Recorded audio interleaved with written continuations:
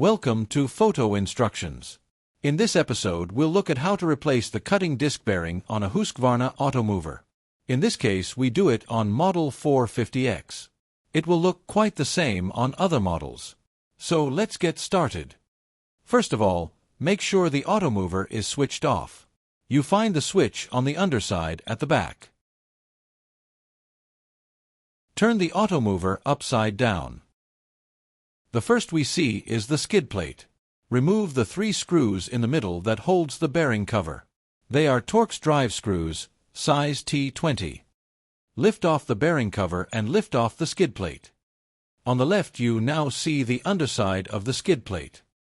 Now while you're at it, take the opportunity to clean the underside of the skid plate.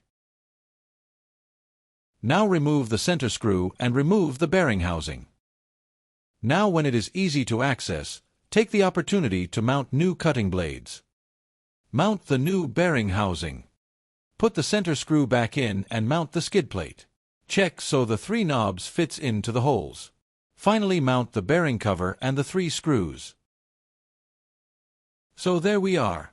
A new cutting disc bearing in place and you are good to go.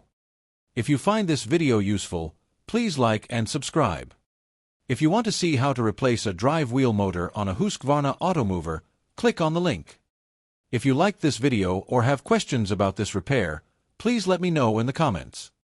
Thank you for watching.